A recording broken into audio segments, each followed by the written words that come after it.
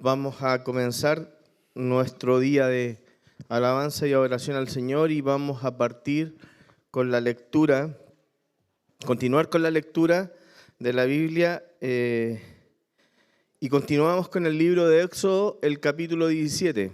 El capítulo 17 que habla de la peña de Oreb. Dice así: toda la congregación de los israelitas marchó por jornadas desde el desierto de Sin, conforme al mandamiento del Señor. Acamparon en Refidim y no había agua para que el pueblo bebiera.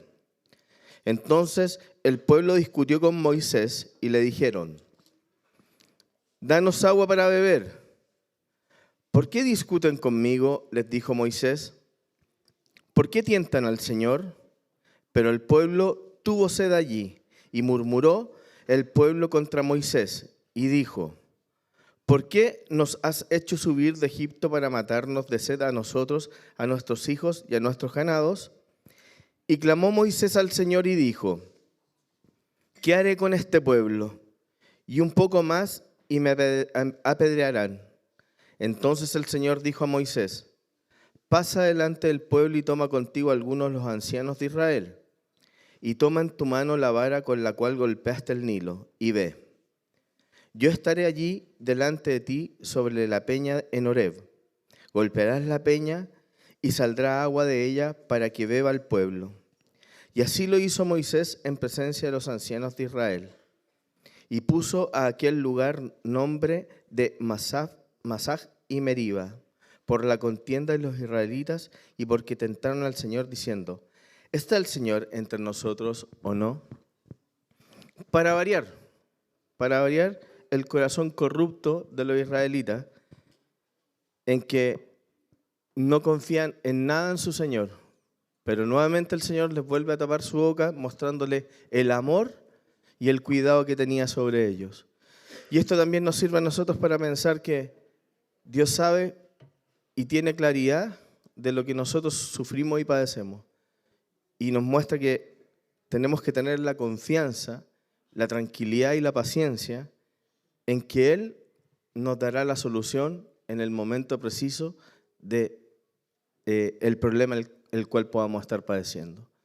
Entonces los insto, hermanos, a confiar plenamente en nuestro Señor. Él no miente. Él dice que Él te sustentará, Él te cuidará y Él te protegerá. Él lo hace siempre. Los invito, hermanos, a que inclinemos nuestro rostro, nos paremos y oremos al Señor para partir nuestro día de alabanza al Señor. Padre Santo, Señor amado, agradecerte la generosidad y misericordia que tú tienes con cada uno de nosotros, Señor. Ese cuidado que tienes a diario, Señor, y en esas pequeñas cosas que tú lo muestras, Señor, en calmar una pena, calmar algún dolor, entregar alguna solución a cualquier instancia compleja que nosotros podamos tener. Ayúdanos, Padre, a tener nuestro corazón puesto en ti y confiar plenamente en ti y creerte, Padre, que tú nos cuidas, nos sustentas, Señor. Te agradezco, Padre, este día en el que nos hemos podido reunir y estar acá para alabarte, glorificarte, adorarte, Señor. Que nuestros corazones estén llenos a eso, Señor. Y entreguemos este día con gratitud a ti, Señor. Te agradecemos, Señor, todo lo que nos das, lo que nos entregas a diario, y te agradecemos primordialmente que nos permitas poder estar acá relacionándonos entre hermanos y gozando de tu Escritura. Bendice a nuestros hermanos de alabanza que nos guiarán en la oración, Señor. Bendice, Padre, a quien se parará en este púlpito a predicar, Señor, y a entregarnos tu palabra, que seas tú en él y que nosotros estemos dispuestos a escucharte y verte a través de él. Agradecemos todo esto, Padre, en el nombre de tu Hijo Jesucristo, nuestro Señor y Salvador. Amén, Padre.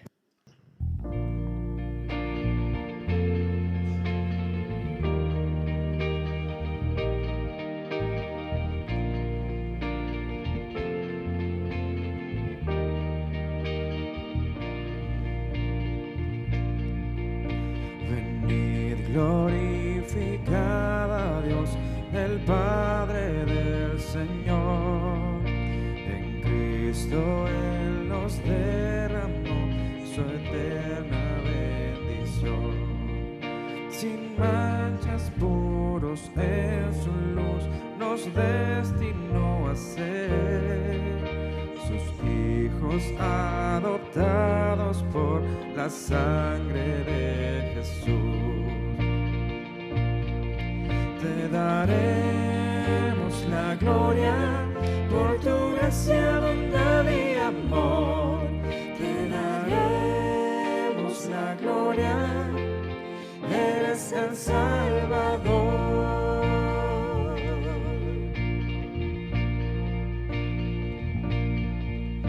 Venid, glorificar a Dios, que en Cristo gracia da.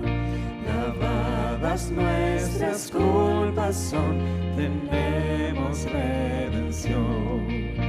En él Dios ya nos reveló su eterna voluntad, que sea Cristo el Señor, su plan se cumplirá. Te daremos la gloria por tu gracia, bondad y amor. Te daremos la gloria, eres el Salvador.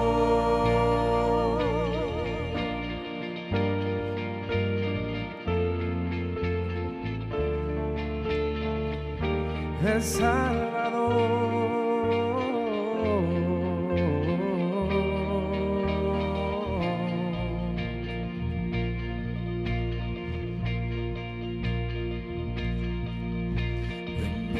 Glorificar a Dios, creyentes del Señor, el sello de su Espíritu por fe tenemos hoy.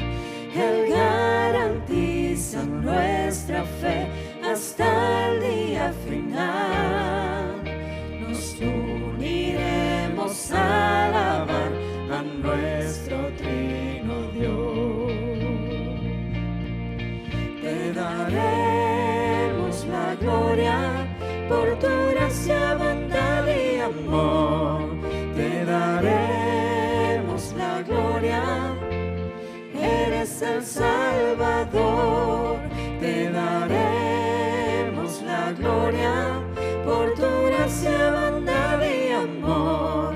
Te daremos la gloria, eres el Salvador.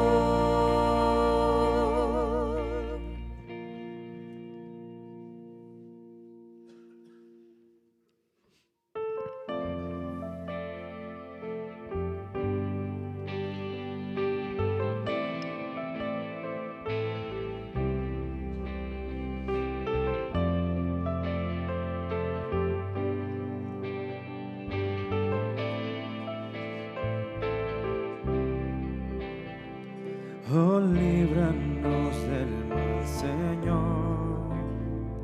El mundo quebrantado está,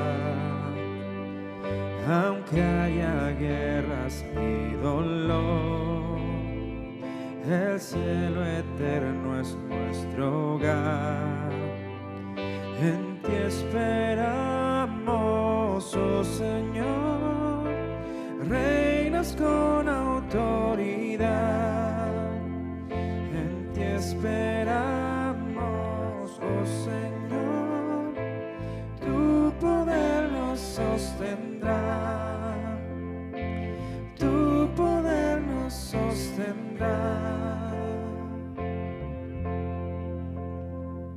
Oh, líbranos del mal, Señor, pues nos desviamos sin pensar. Cercana está la tentación, nos lleva en pos de falsedad. En ti esperamos, oh Señor, Cristo el Hijo que venció. En ti esperamos, oh Señor, danos plena salvación, danos plena salvación.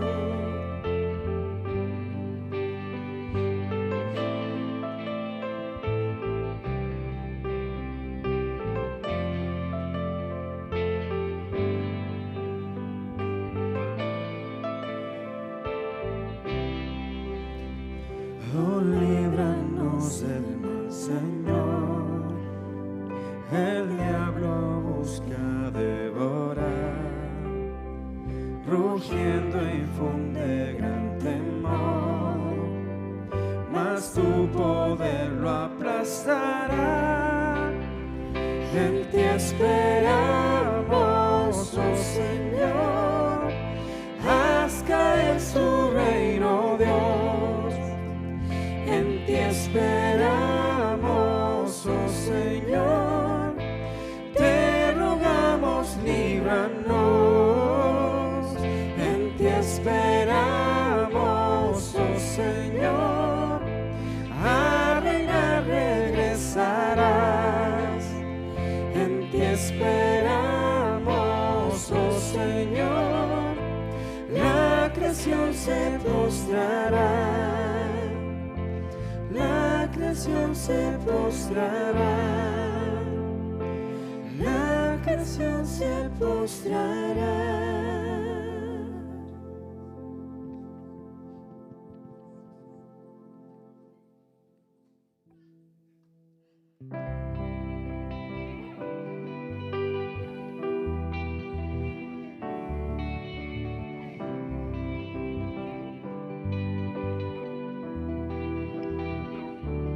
En sendas de maldad y en pecado fuimos errantes sin su paz, mas por su gracia Dios nos salvó, vino y nos trajo a su hogar. Los redimidos hoy canten a Él. Damos gracias, Dios, por tu eterno amor.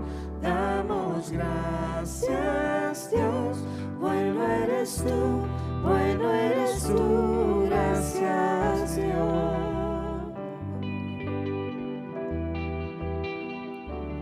En prueba y en dolor proveerás, en nuestra angustia das tu luz.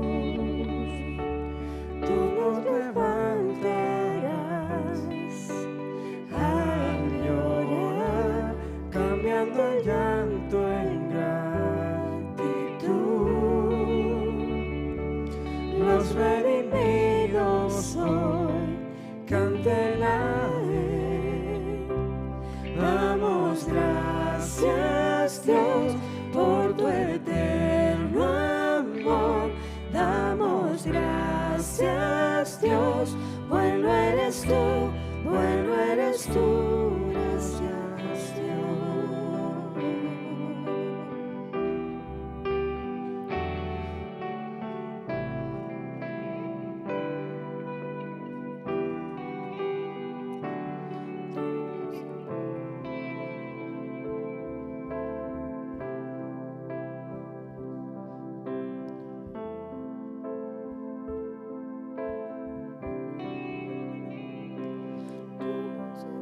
Cesar la oscuridad, y a los que muerto están vida darás. En el desierto harás ríos nacer. Los redimidos hoy canten a Él. Los redimidos hoy canten a Él. Damos gracias, Dios, por tu eterno amor. Damos gracias, Dios, bueno eres tú, bueno eres tú. Damos gracias, Dios, por tu eterno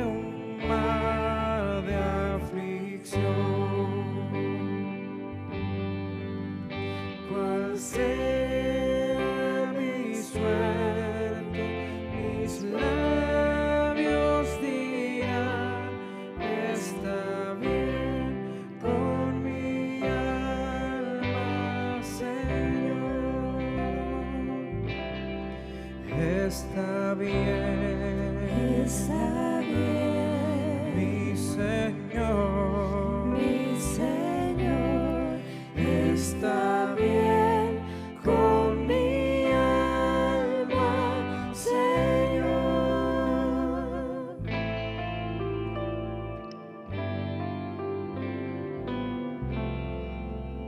si atacan las pruebas o el cruel Satanás, controla mi ser tu verdad, que Cristo conoce mi ruin condición y sangró para mi alma salvar. Está bien, Está bien, mi Señor, está bien con mi alma, Señor.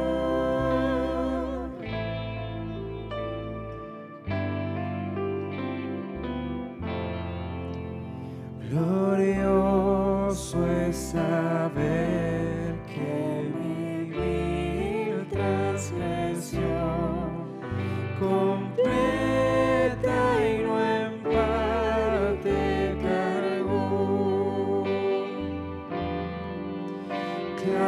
clavada en la cruz, ya mi culpa quitó, rinde honor, alma tu Salvador.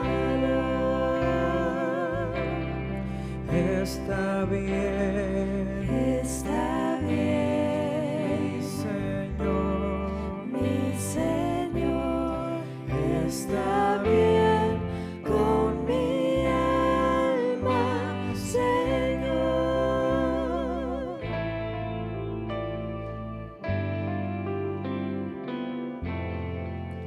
Señor, vuelve pronto, anhelo mirar tu gran majestad descender. Se oirá la trompeta, en las nubes vendrás hasta el fin, con mi alma está bien, está bien, Está bien, mi Señor, está bien con mi alma, Señor. está bien, Está bien, mi Señor, está bien con mi alma, Señor.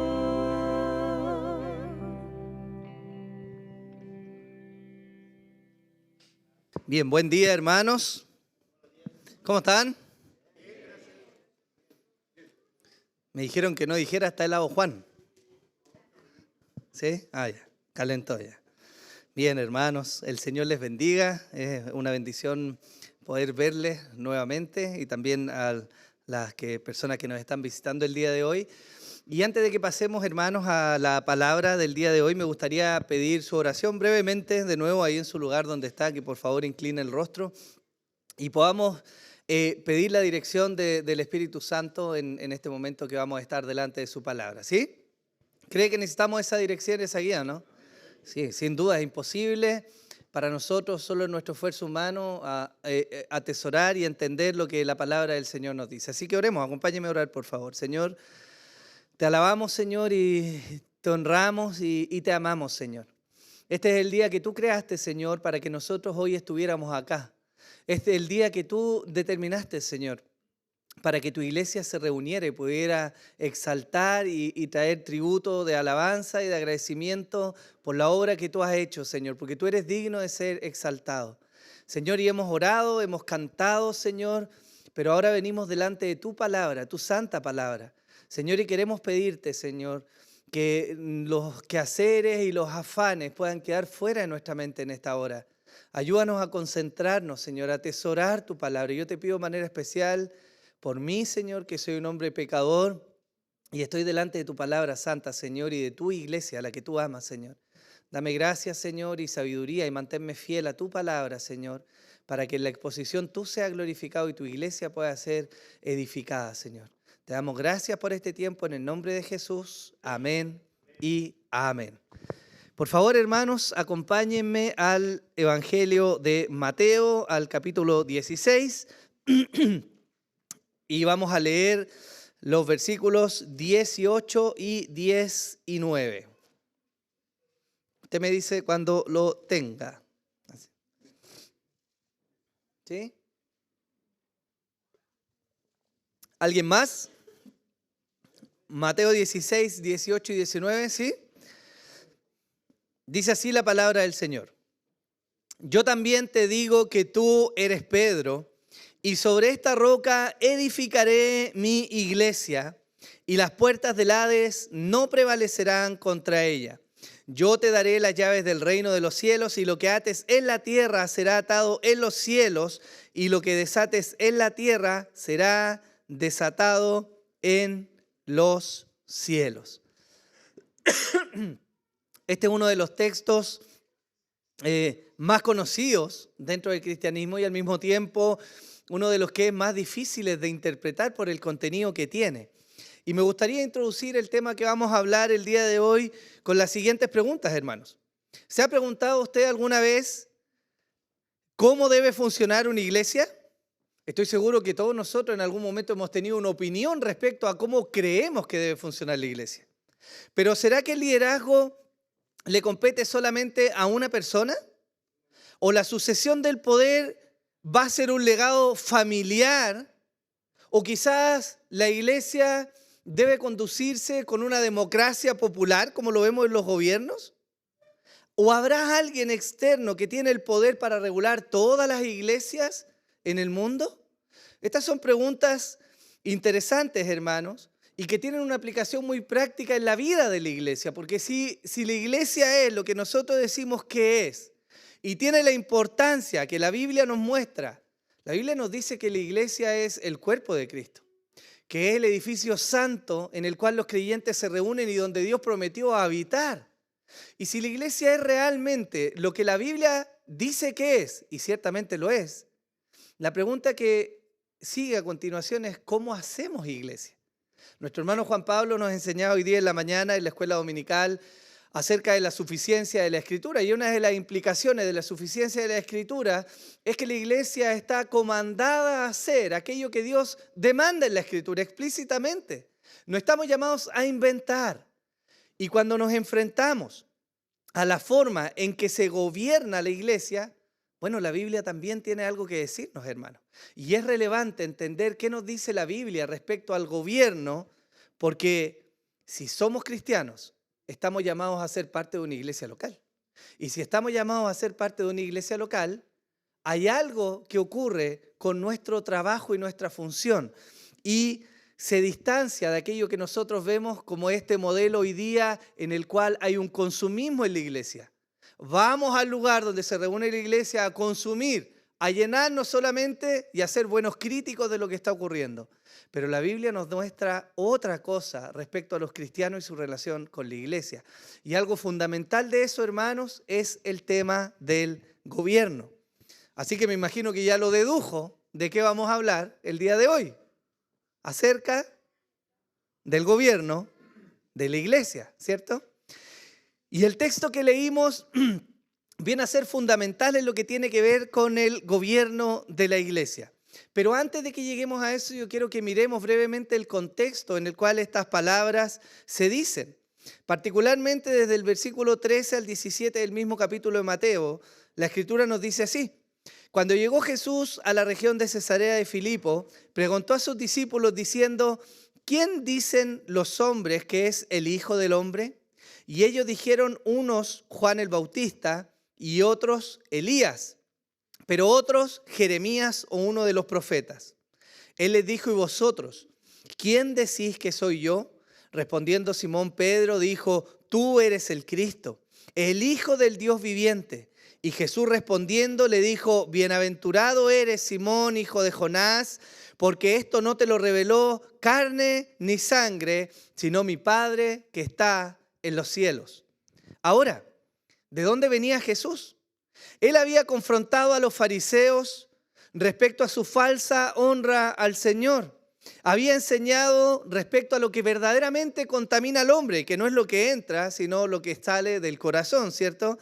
Había efectuado sanidades, milagros, había multiplicado los panes, los peces, había vuelto a confrontar a los fariseos respecto a la necedad y a la ceguera espiritual que tenían ellos para reconocer realmente a Jesús que estaba delante de ellos como el Mesías y Salvador. Había advertido a sus discípulos a tener cuidado con la levadura de los fariseos, que era una forma de decirles tengan cuidado con la enseñanza de estos fariseos. ¿Por qué? Porque ellos hablan, pero no hacen, ¿cierto? Y justo ahí, en medio de toda esta serie de enseñanzas, casi como si fuera extraño o fuera de lugar al flujo de lo que viene haciendo, Jesús le pregunta a sus discípulos, ¿quién dice la gente que soy yo? ¿Y quién dicen ustedes que yo soy? La declaración de Pedro es maravillosa. Él dice, tú eres el Cristo, el Hijo del Dios viviente, hermanos. Y esta declaración no es sino una muestra de revelación y de entendimiento del apóstol respecto a quien tenía delante. La palabra que él utiliza respecto a Jesús, que es el Cristo, es una palabra que está llena de significado y de un trasfondo histórico. El Cristo es el ungido, el Mesías, aquel que se había prometido tanto tiempo atrás en Génesis 3:15, cuando se dijo que la simiente de la mujer se iba a levantar para pisar la cabeza del enemigo y que después la historia se fue desarrollando y se dijo que iba a venir ahora de la familia de Abraham, que iba a ser un rey cuyo reinado no iba a terminar jamás, aquel que iba a venir a liberar verdaderamente al pueblo de sus pecados. Ese es el Cristo, ese es el Mesías. Y la declaración de Pedro precisamente viene a reconocer aquello. Jesús le dice, bienaventurado eres, Simón. Es decir, qué favorecido eres, qué bendecido eres, Pedro, porque tu entendimiento respecto a quién soy yo no vino de la carne, sino de mi Padre que está en los cielos. Piensen en esto. Los fariseos miraban a Jesús de lejos, a veces se acercaban para tentarlo. Lo confrontaban respecto a lo que él estaba enseñando y lo que él estaba haciendo. Sus sanidades en el día de reposo, su interpretación del Antiguo Testamento, la forma en que guiaba a sus discípulos. Y él los confronta una y otra vez y enseña a sus discípulos y hace milagros delante de las multitudes. Pero viene este momento íntimo y Pedro declara de entre los 12, tú eres el Cristo, a quienes hemos estado esperando. Y ahí, hermanos, Jesús habla de la iglesia, que parece extraño. Qué fuera de lugar parece la respuesta del Señor. Pero tiene algo importante que mencionar, particularmente respecto a ese grupo y a quién era Pedro dentro de ellos para la vida de la iglesia.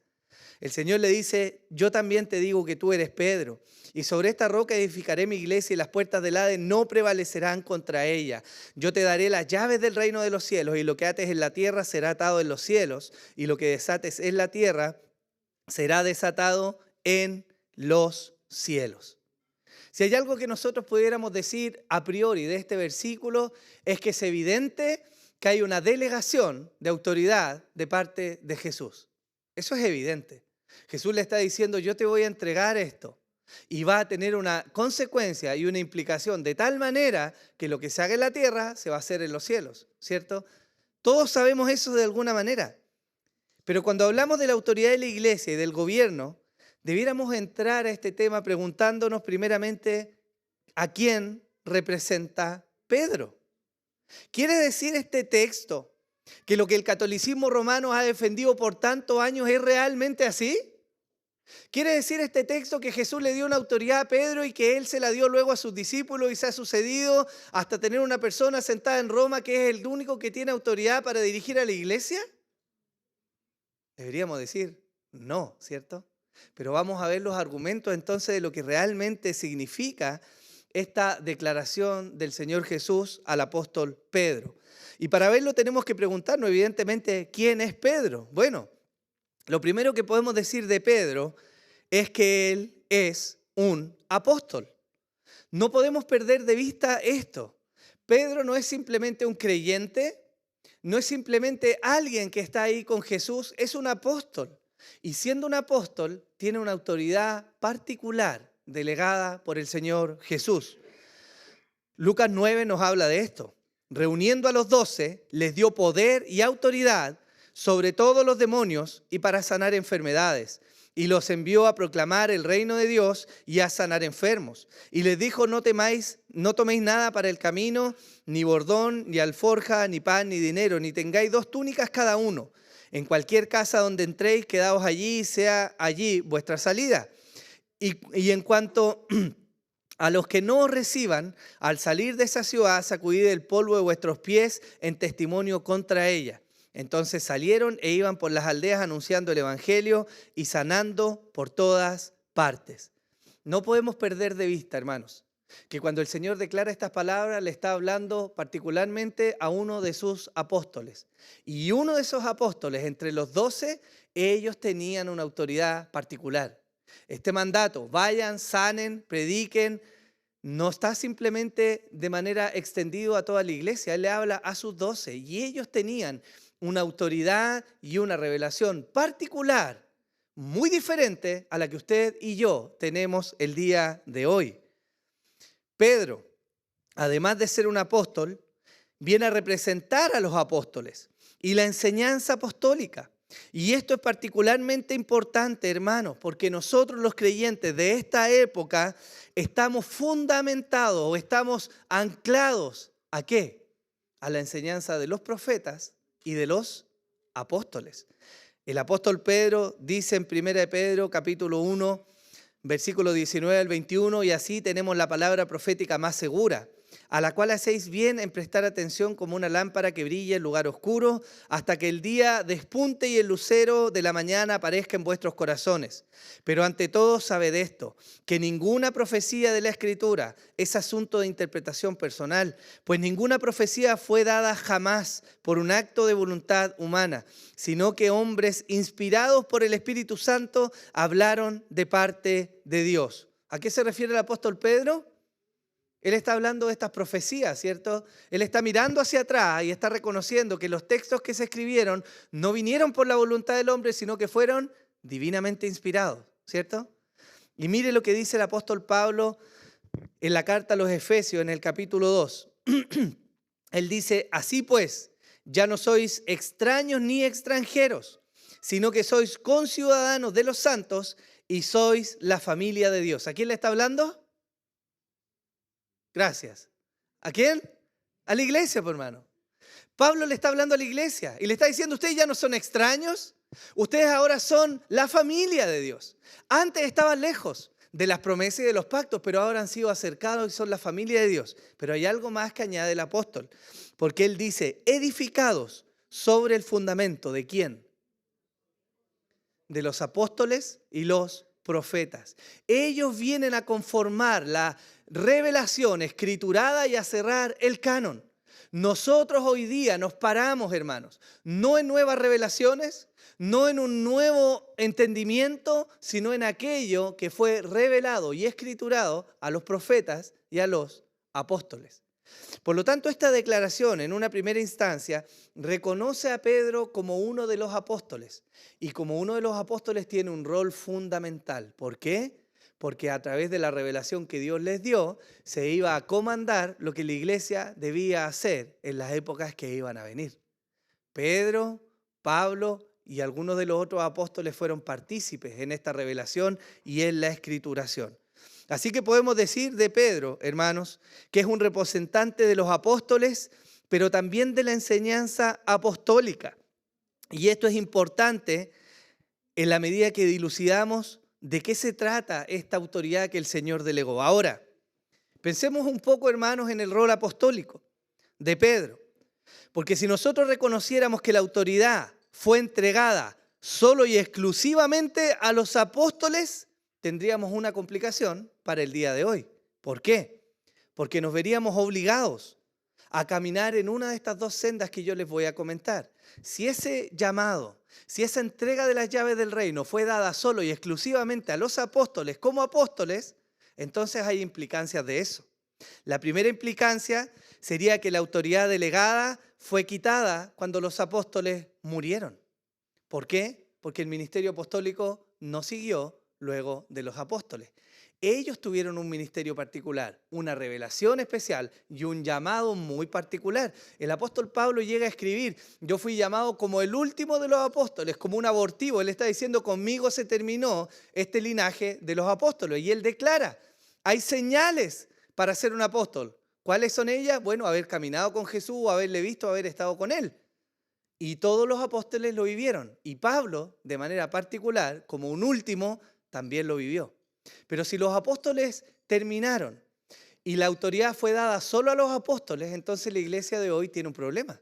Porque ¿cómo la iglesia va a ejercer una autoridad cuando no tiene apóstoles que representan esa autoridad delegada? Esa podría ser una conclusión. La otra es la siguiente: la autoridad sigue vigente en cuanto los apóstoles que sucedieron, o más bien los sucesores de Pedro, tomaron ese llamamiento. Y eso es lo que se adjudica el catolicismo romano. Si las llaves, dicen ellos, fueron entregadas a Pedro como uno de los apóstoles, y algunos lo elevan como aquel que de alguna manera gobernó entre los apóstoles, los sucesores de Pedro entonces también recibieron la autoridad delegada del Señor. Y por eso tenemos hoy día un hombre sentado en Roma que se adjudica ser el representante fiel de Dios y aquel que tiene autoridad para añadir nueva revelación y para comandar a la iglesia del Señor sobre la tierra. Pero usted y yo sabemos evidentemente que esa es una interpretación incorrecta. ¿Qué quiere decir esto? Quiere decir que la autoridad que el Señor está delegando en este pasaje no puede haber sido solo y exclusivamente a los apóstoles. ¿Qué más era Pedro? Bueno, la Escritura nos muestra que Pedro, aparte de ser un apóstol, fue un pastor. Acuérdense del llamamiento del Señor al apóstol Pedro cuando éste lo había negado. Él se reúne con Pedro y la Escritura nos dice así en Juan 21. Entonces, cuando habían acabado de desayunar, Jesús dijo a Simón Pedro: Simón, hijo de Juan, ¿me amas más que esto? Y Pedro le dijo: sí, Señor, tú sabes que te quiero. Jesús le dijo: apacienta mis corderos. Y volvió a decirle por segunda vez: Simón, hijo de Juan, ¿me amas? Pedro le dijo: sí, Señor, tú sabes que te quiero. Jesús le dijo: pastorea mis ovejas. Le dijo por tercera vez: Simón, hijo de Juan, ¿me quieres? Pero se entristeció porque la tercera vez le dijo: ¿me quieres? Y respondió: Señor, tú lo sabes tú sabes que te quiero. Y Jesús le dijo de nuevo: apacienta mis ovejas. Pedro no solo fue un apóstol, él también fue un pastor. Y él lo dice. En su carta, 1 de Pedro, capítulo 5, él habla a los pastores, algo muy particular, y él se describe a sí mismo como un pastor. Él dice: por tanto, a los ancianos entre vosotros, no está hablando a los mayores de edad, está hablando a los pastores.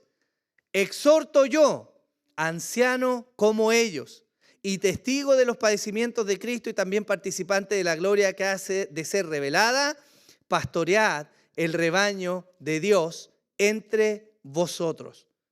Entonces Pedro, en este pasaje, es apóstol, pero también es pastor. ¿Pero será solo eso la representación que tiene el apóstol Pedro? Porque aparte de ser un apóstol y de ser un pastor, Pedro es algo más. Es un creyente, es un miembro de la iglesia. Y eso es importante.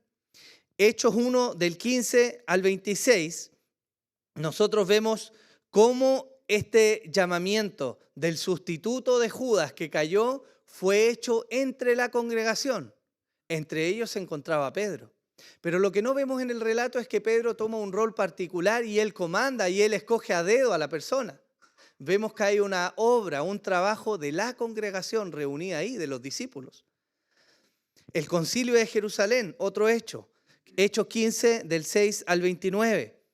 vemos que también hay una decisión que tomar. Se sabe que el evangelio se ha expandido producto de la persecución y que en lugares donde eran tierras paganas ahora se están levantando iglesias del Señor. La noticia llega a la iglesia de Jerusalén y ellos tienen un concilio, que es este concilio para ver si es necesario añadir algo a los creyentes. Ellos dictaminan que no hay nada nuevo que añadir a los creyentes, salvo que se preocupen de algunas cosas particulares. ¿Y qué es lo que vemos ahí? Que Pedro es parte de la iglesia, no es alguien particularmente especial, a pesar de que seguía siendo un pastor y seguía siendo un apóstol. Pero tenemos otro texto que nos dilucida con mayor claridad cómo Pedro es parte de la iglesia. Y eso pasa en Gálatas capítulo 3. Cuando vemos nosotros que el apóstol Pablo está escribiendo a la iglesia y pone a Pedro como ejemplo. Y le dice, ¿ustedes saben lo que pasó? Que cuando Pedro vino y se juntó con los hermanos que eran gentiles y llegaron los judíos y él empezó, ¿cierto?, como a correrse para un lado y a decir, yo no conozco a estos gentiles, no participo con ellos. ¿Y qué hizo Pablo? Lo agarró, hermano, y lo reprendió públicamente porque estaba en juego el evangelio. Y lo que vemos en Pedro es que él no se levanta y le dice, oye, espérate, ¿estás hablando con un apóstol? Oye, ¿estás hablando con un pastor? Pedro asumió su rol como miembro de la iglesia, reconoció su error, se arrepintió y ellos siguieron siendo buenos hermanos. Por lo tanto, hermanos, ¿qué quiero decir con todo esto? Quiero decir que cuando miramos este pasaje de la autoridad delegada, estamos viendo a Pedro como un representante de los apóstoles y de la enseñanza apostólica. Pero eso terminó, ese ministerio se acabó.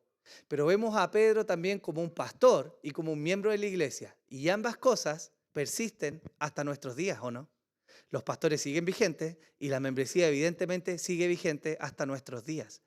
Por lo tanto, ¿qué podemos recapitular o ver de todo esto? Al recibir la autoridad, Pedro representa a los apóstoles y su legado se extiende por la enseñanza apostólica.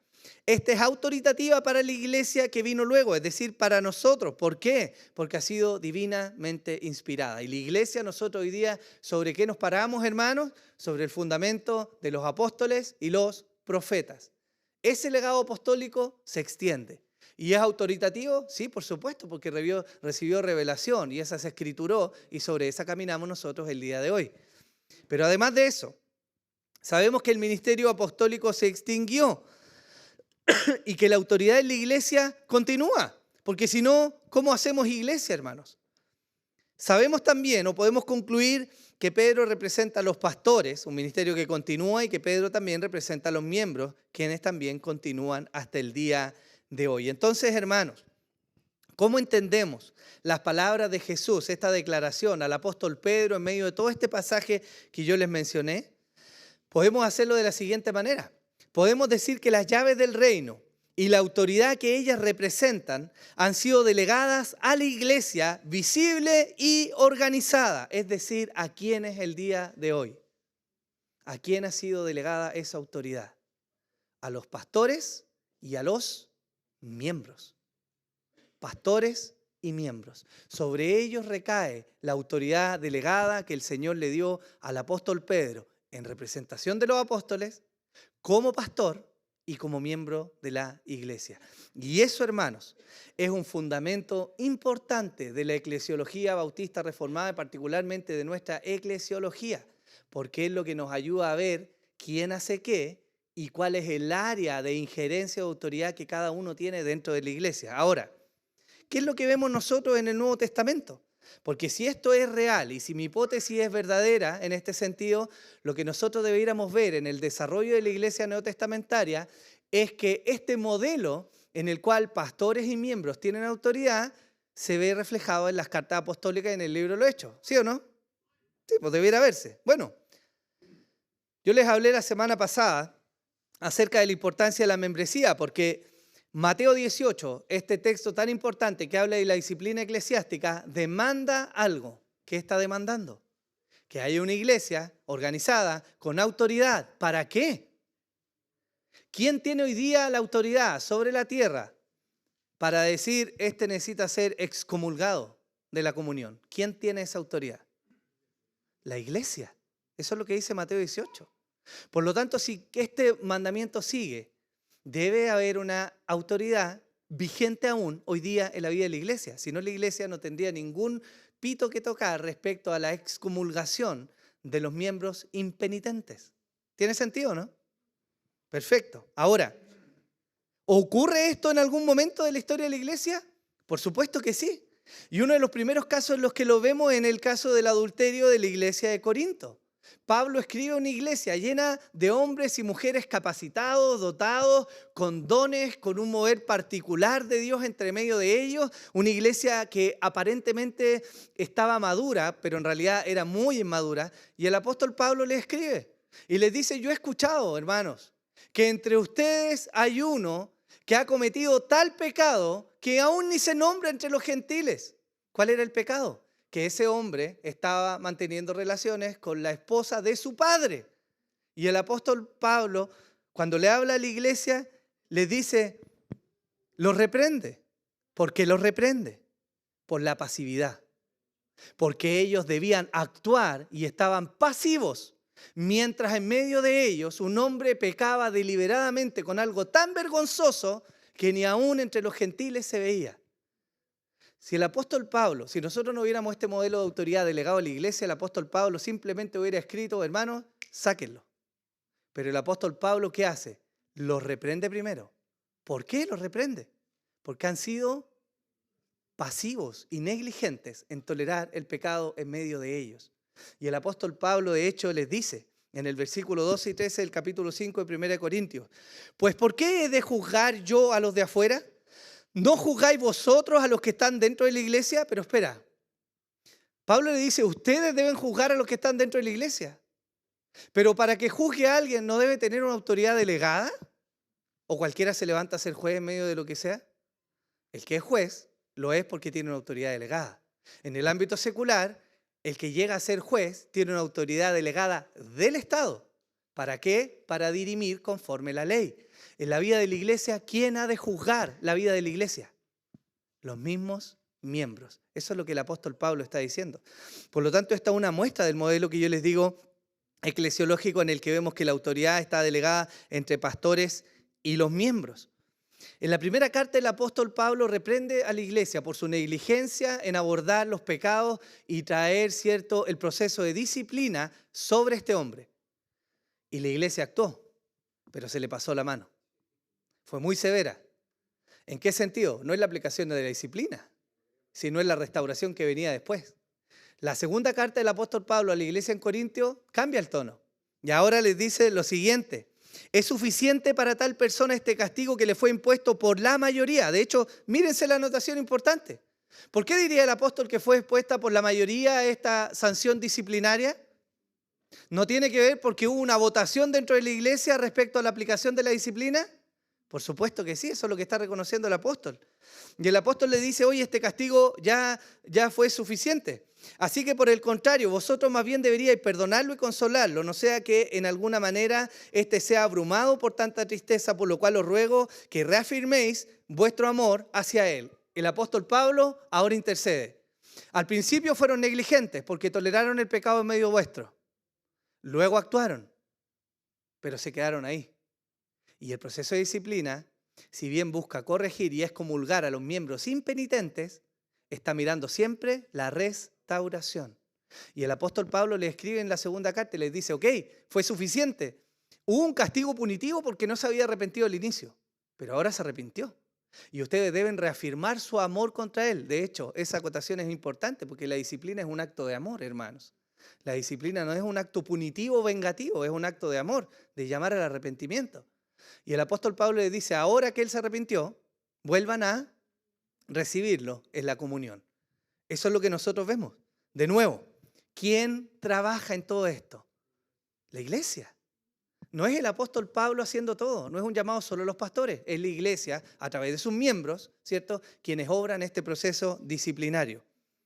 Ahora, hermanos, piensen de nuevo en un caso similar, el falso evangelio entre los Gálatas.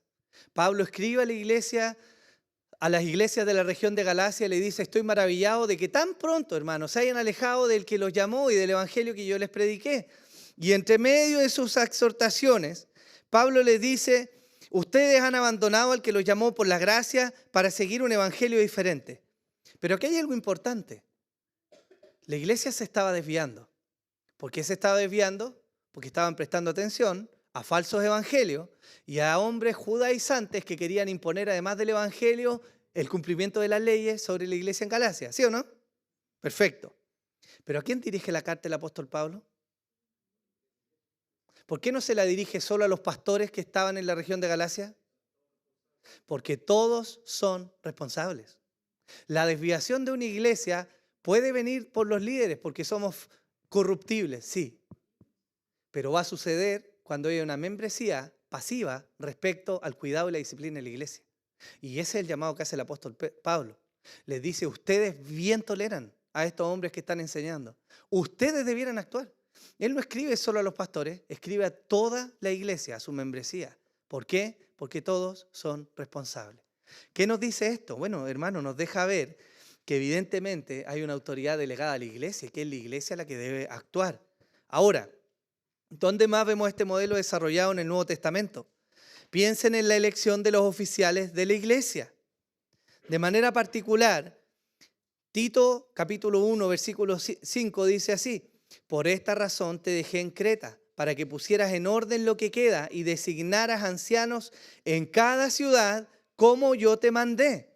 El apóstol Pablo le escribe a este joven pastor y le dice, yo te estoy delegando una autoridad particular, ve a las iglesias y pon en orden esas iglesias. ¿Cómo las vas a poner en orden? Llama ancianos para que pastoreen esas iglesias. Este caso es un poco particular, porque hay una autoridad delegada sobre Tito de alguien particular. ¿Quién lo está enviando? Pablo. ¿Y quién es Pablo? Uno de los 12. Él sí tenía autoridad para venir y meterse en los asuntos de la iglesia. Por eso manda a Tito y le dice, oye, anda a poner en orden esta iglesia y establece pastores, ¿cierto? Ahora, ¿en quién cayó o en quién recayó este proceso de mirar hombres capacitados? La iglesia elige, pero hay alguien a quien se le comandó a mirar. ¿A quién? A Tito, particularmente. De hecho, Pablo no solo lo manda, sino le dice, estos son los requisitos que deben mirar. Marido de una sola mujer, ¿cierto? Que tenga un testimonio irreprensible y da todas las características que debieran estar en un pastor. Pero de alguna manera esa autoridad delegada se pone ahora ¿sobre quién? Sobre un pastor, sobre Tito, que debe ir y mirar. ¿Va a levantar al hombre solo? No, lo va a hacer con la iglesia. Pero él de alguna manera comanda el proceso de mirar hombres capacitados para el ministerio. ¿Sí? ¿Lo vemos o no? Ahora, ¿esto es solo de Tito? No. Porque si en las características del pastor se nos dice que tiene que ser irreprensible, ¿quién puede dar testimonio de la irreprensibilidad de un candidato? La iglesia, ¿cierto? Evidentemente. ¿Y Tito elige el candidato solo? No, la membresía tiene que verlo. ¿Dónde vemos esto? Bueno, miremos Hechos 6, por ejemplo. La iglesia estaba en medio de una controversia, habían judíos, ¿cierto? Y habían gentiles que se habían convertido y habían viudas de ambos bandos. La iglesia estaba abocada a una misión que era predicar el evangelio y suplir las necesidades de las personas que estaban ahí.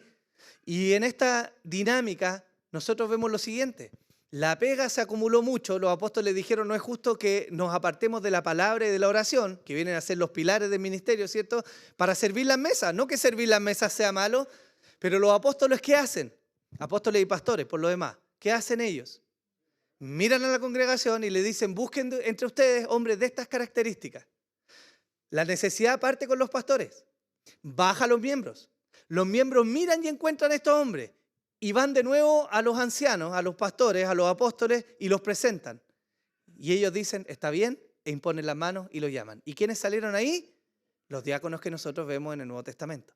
De hecho, es particular que en el relato de Hechos 6 se nos dice que cuando los apóstoles dicen, oye, no es justo que nos dediquemos, que desatendamos la palabra y la oración, dice que cuando los apóstoles dijeron eso, la asamblea dijo, tiene sentido, o más bien aprobó la moción de los apóstoles. Esa es la forma que nosotros vemos en el sistema de gobierno. Pensemos, por ejemplo, en el envío de obreros, Hechos 13. Se envía a Bernabé y a Pablo a la obra misionera. El Espíritu Santo habla, en este caso, a los pastores.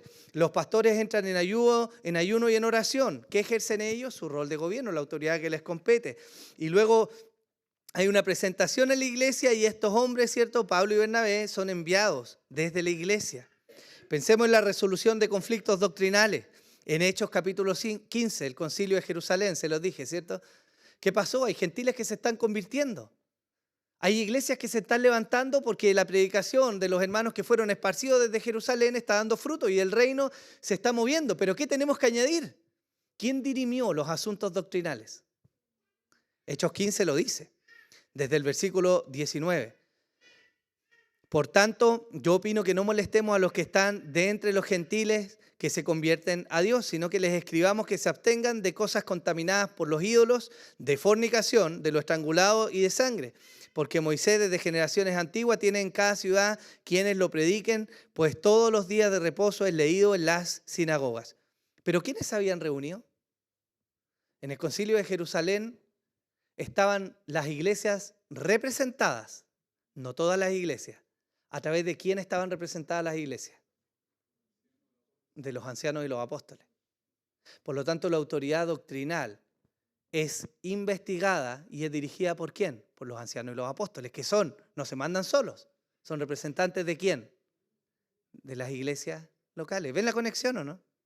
En el Nuevo Testamento, hermanos, cuando nosotros nos ponemos a analizar la forma en que vivía la iglesia, podemos ver claramente un modelo en el cual esa autoridad que se entregó a través de las llaves del reino al apóstol Pedro está repartida entre los ancianos y la membresía. Y esa es la forma en que la iglesia neotestamentaria opera. Y esa es la forma en que nosotros, hermanos, operamos el día de hoy. Ahora, precisemos esto un poco más. ¿Cuál es el alcance de cada uno? Porque nosotros sabemos que el pastor o los pastores no son patrones de fondo que comandan todo, ¿cierto? Pero la iglesia tampoco es una democracia como la que vemos en las urnas cuando vamos a votar, ¿cierto? Que podemos decir entonces, esto no me parece, no votemos, sí, fuera, ok, cambio. No esa es la forma en que la iglesia se dirige. ¿Cuál es la autoridad de los ancianos? Bueno, ellos tienen autoridad para gobernar la iglesia local. Hechos 13:17 dice, obedeced a vuestros pastores y sujetaos a ellos, porque ellos velan por vuestras almas, como quienes han de dar cuenta. Permitidle que lo hagan con alegría y no quejándose, porque esto no sería provechoso para nosotros. El autor de Hebreos, ¿qué explica?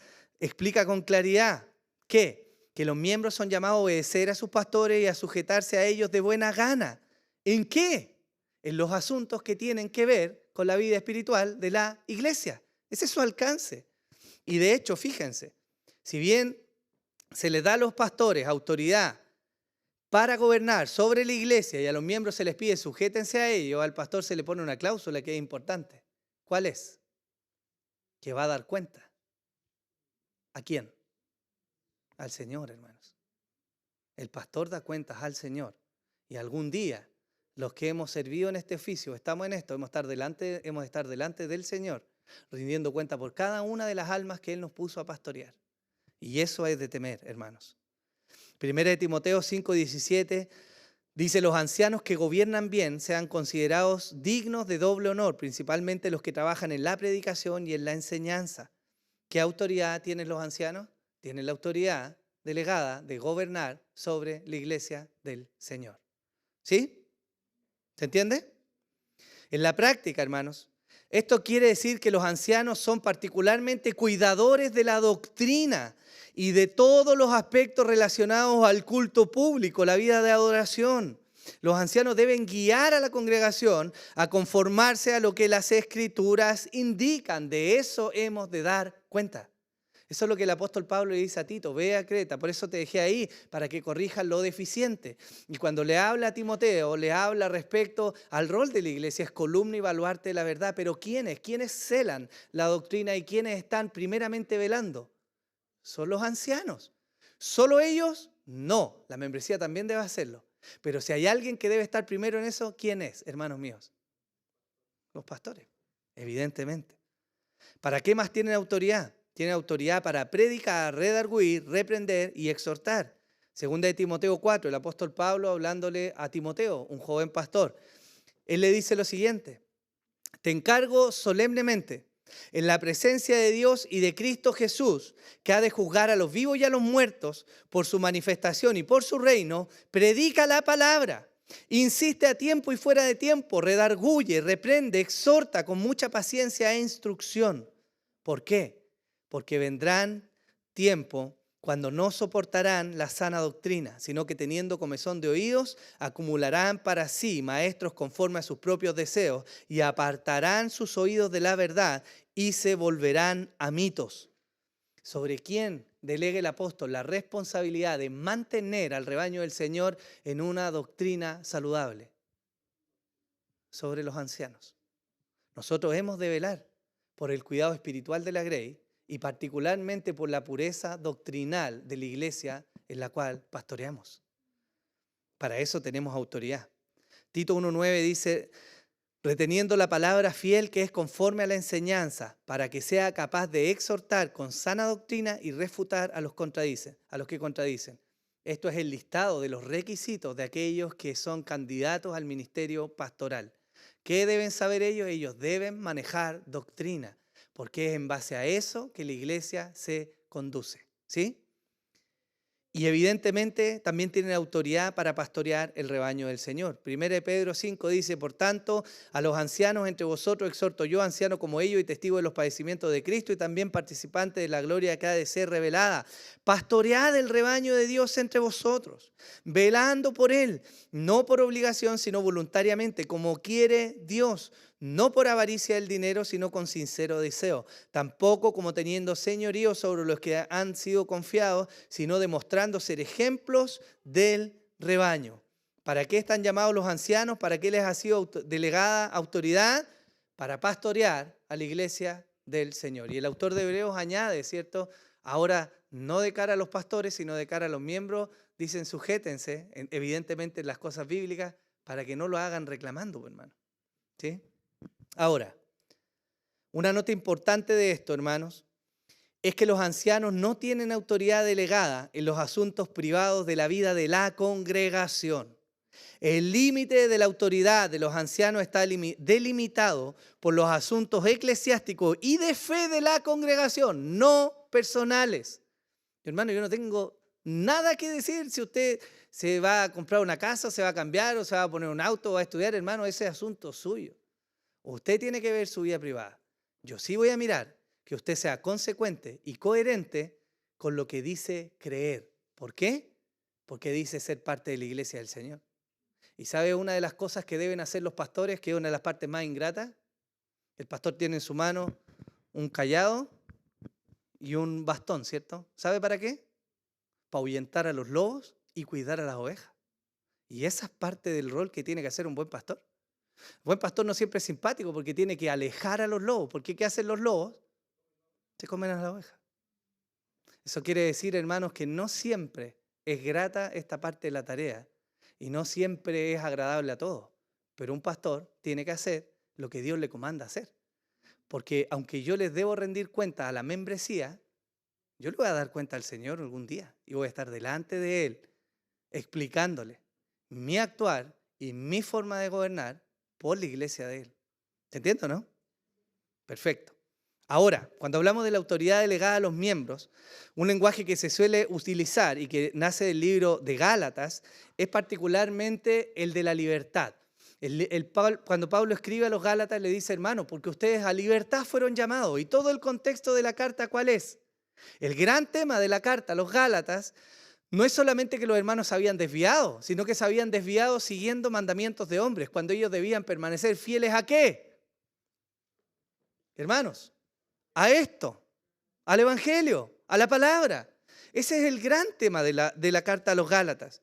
Por lo tanto, los miembros son llamados a libertad, por supuesto, y tienen libertad para ejercer aquello que Dios demanda de ellos, por supuesto que sí. Por eso se habla de libertad de los miembros. ¿Para qué tienen libertad los miembros? Bueno, para afirmar nuevos miembros.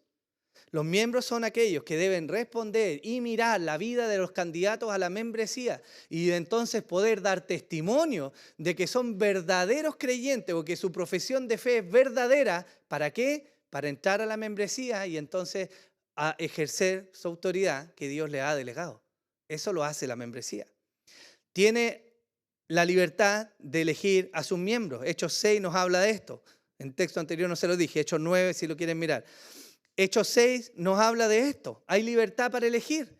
¿De dónde vinieron los diáconos? No fueron puestos a dedo. Los apóstoles no se levantaron y dijeron tú y tú, ¿cierto? Dijeron busquen ustedes. Y ellos buscaron y presentaron y en conjunto llamaron a los diáconos, ¿cierto? Esa es parte de la libertad de los miembros. ¿Pueden pedir cuenta a sus líderes? Por supuesto que sí. Primera de Timoteo lo dice. Para que un pastor sea irreprensible significa que tiene que estar dispuesto a rendir cuenta a los miembros de la iglesia. Por supuesto que sí. Y los miembros pueden pedir rendición de cuenta. Pero también deben rendirse cuenta los unos a los otros. Hebreos 3:13 y Colosenses 3:16 dice que se exhorten y se amonesten unos a otros. Por lo tanto, aquel que quiere ser miembro de la iglesia debe entender que hay una autoridad delegada para rendir cuentas en primer lugar de mí hacia otros, pero para que también otros me pidan o yo pueda pedir rendición de cuentas sobre otros. ¿Por qué? Porque cuando la iglesia se constituye como tal, tiene sobre sí el nombre de Cristo. Y eso no es algo que se deba tomar a la ligera.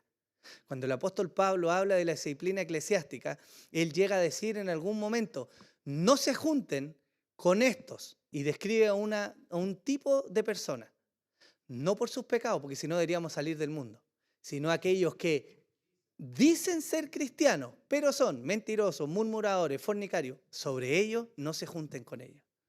¿Por qué? Porque dicen ser cristianos y su testimonio es contrario a la fe que dicen profesar. ¿Se entiende? Entonces la rendición de cuentas es algo en lo que la membresía, por supuesto, que tiene libertad. Tiene libertad para ejercer la disciplina eclesiástica. Mateo 18 nos habla de eso. ¿A dónde se llega al final con una persona que no se quiere arrepentir de su pecado y es de la membresía? ¿Quién dirime? La iglesia. Y la iglesia tiene libertad para dirimir. Tiene libertad, por supuesto, para participar en la mesa del Señor, según nos dice 1 Corintios 11.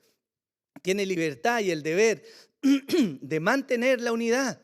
Según nos dice Efesios capítulo 2, versículos 2 y 3, hay una libertad para actuar, pero los miembros también deben velar por la pureza doctrinal y la preservación de la unidad del espíritu en el vínculo de la paz. Y hay algo sobre lo cual hay autoridad delegada a los miembros, es que ellos deben velar por la unidad de la iglesia y por la pureza doctrinal. Eso quiere decir, hermanos, que si yo estoy en un error doctrinal, ustedes son responsables de decirme, pastor, te estás equivocando. O eso no es lo que este texto está diciendo. O si queremos introducir una herejía o alguien quiere introducir algo, ustedes deberían ser los primeros en decir eso no es conforme a las Escrituras. Ese es el contexto de la carta a los Gálatas. ¿Sí? ¿Se entiende o no? Ahora, una nota importante. La libertad de los miembros no implica un gobierno democrático. Y eso es muy diferente.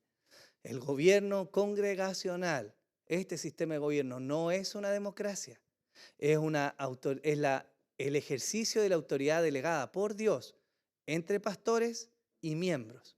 ¿Quién comanda la iglesia? El Señor. El Señor dirige a su iglesia. ¿Sí? Quiero terminar con esto. Puede parecer enredado, hermanos, pero créame que esto es relevante cuando entramos en los asuntos particulares de la vida eclesiástica y cuando hay inconvenientes y problemas y hay pecados y hay muchas cosas que afectan a la iglesia. La eclesiología es muy importante, hermanos, en estos términos. Pero no es solo algo que nosotros debamos conocer para llenar nuestras mentes, hermanos.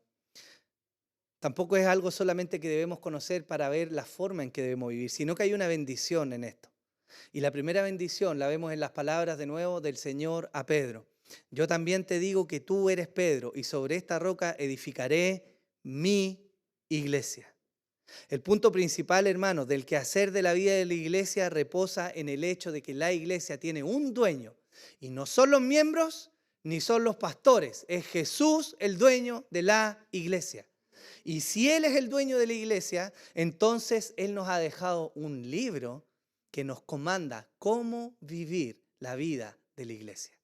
Y este libro nos muestra la autoridad delegada, nos habla de la conducta, de la forma y del tratamiento de los pecados, de las ordenanzas, de la ejecución, del llamamiento de oficiales, de qué tenemos que mirar. Hermano, lo decía nuestro hermano Juan Pablo hoy día de la mañana, lo que necesitamos para la gloria de Dios, para la salvación y para la fe y la vida de los creyentes está contenido, o más bien que está contenido, está expreso acá, en su santa palabra. Y eso, hermanos míos, es una bendición. ¿Sabe por qué? Porque Si bien las puertas del Hades no prevalecerán contra el trabajo de la iglesia, eso quiere decir que la iglesia va a tener fruto en aquello que haga, la iglesia, en términos universales, tampoco va a poder ser destruida. ¿Por qué? Porque nuestro Señor, que sostiene y ama a la iglesia, es más poderosa que cualquier fuerza que haya creada. Nadie puede destruir a la iglesia. Pero eso tiene una implicancia, y lo vimos cuando hablamos de la iglesia. Cuidado con levantarse en contra de la iglesia injustamente. Porque cuando maltratas la iglesia del Señor, tú has de rendirle cuenta al que es el esposo de la iglesia, no simplemente un hombre. ¿Sí? ¿Qué más sacamos de esto, hermanos? Que hay un privilegio en colaborar con la edificación de la iglesia. Usted y yo, hermanos, hemos sido llamados y Dios ha puesto dones en los creyentes. ¿Para qué? Para edificar la iglesia, hermano. Y somos colaboradores y eso debería llenarnos de gozo, hermano. Esto es mejor que trabajar para Elon Musk o no sé, quién se le ocurra. Usted piense en algo que usted diga que es genial trabajar ahí. Hermano, servir a la iglesia del Señor es lo mejor que hay. Es el mejor jefe, es lo más glorioso en la vida del ser humano. Es servir al Señor.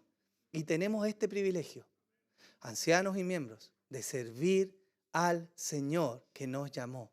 Hermano, eso es maravilloso. Demanda cuidado de nosotros, pero es un privilegio genial, hermano. Imagínese algún día cuando podamos llegar a la presencia del Señor y quizás cuántas veces usted ha tenido la posibilidad de predicar o de exhortar o de animar o de consolar a alguien y después quizás no lo vio. Pero ¿cuánto efecto tiene la palabra del Señor predicada desde los labios de aquellos que son sus hijos? ¿Cuántas personas vamos a ver que recibieron el Evangelio, que cambiaron sus vidas, que se arrepintieron de sus pecados y su eternidad cambió, hermano? ¿A quién utiliza el Señor? A su iglesia. Y eso es un privilegio, ¿sí? Servir a la iglesia, hermanos, no es un cacho. No es una pérdida de tiempo. Debiera ser el foco medular de aquel que es verdaderamente creyente. Porque es lo más glorioso que tenemos sobre la faz de la tierra. La iglesia del Señor, ¿sí? Finalmente, la distribución del poder ayuda a menguar la corrupción. Hermanos, usted y yo somos susceptibles de corrupción porque aún hay pecado en nosotros. Usted y yo podemos fallar. Usted y yo nos podemos enojar y actuar de manera desmedida. Usted y yo podemos llegar a albergar rencor en nuestro corazón. Y aunque tenemos que dar cuenta de eso al Señor, hermanos, tenemos que entender que hay una forma de gobierno que lo que hace es reducir o menguar la susceptibilidad de corrupción. Porque cuando el pastor se manda solo, sin un contrapeso, vemos lo que hemos tenido testimonio muchas veces en nuestro país, ¿no? Abusos y abusos y abusos. Y cuando tenemos una membresía que no es gobernada ni guiada, terminamos creyendo cualquier cabeza de pescado muchas veces, ¿o no? Es el ejercicio de ambos en la vida de la iglesia, lo que trae orden y glorifica al Señor en la ejecución. Y nos ayuda, hermanos, nos ayuda a vivir en humildad delante del Señor. Porque al final, ¿sabe qué, hermanos? Como bien dijo el apóstol, ni el que siembra ni el que riega son algo, sino el Señor que da crecimiento. Amén. Póngase en pie, por favor.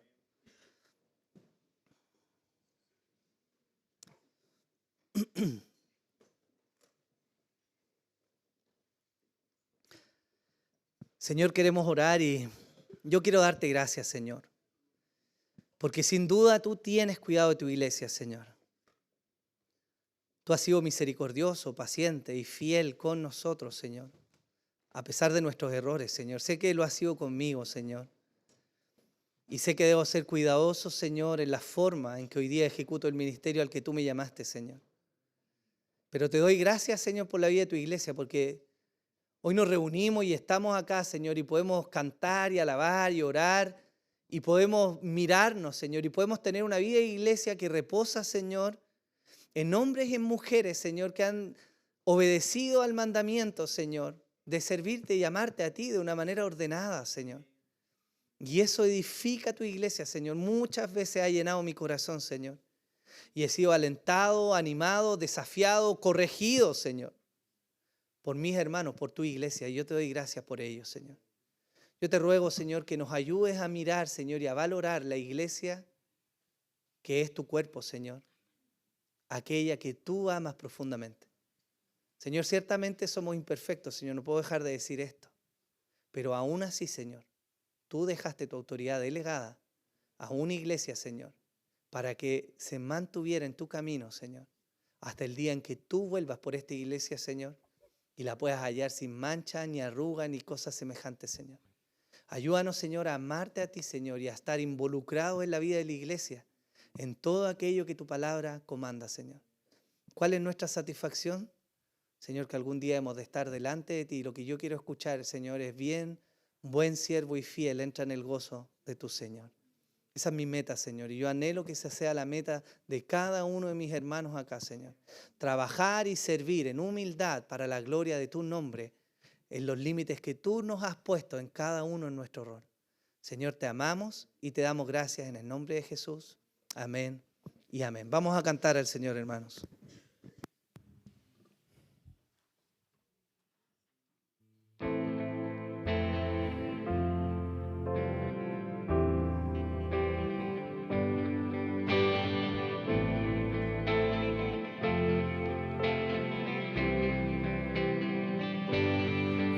Señor, es tu reino, tu dominio permanece, nunca fallas, nunca pierdes, la victoria tuya es. Podemos confiar en tus promesas, tu palabra es eterna, nunca duermes, nunca cambias, roca firme es tu poder. Oh, cuán grande es tu fidelidad, con gozo te cantamos, Dios. Oh, cuán grande es tu fidelidad, cuán grande es tu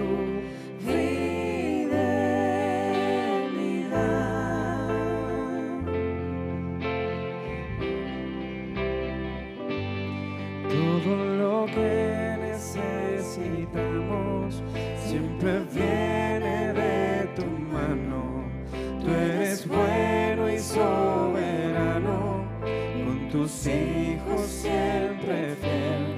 Tú nos salvaste con tu gracia, te rendimos alabanza, con amor y acción de gracias, te adoramos nuestro Rey.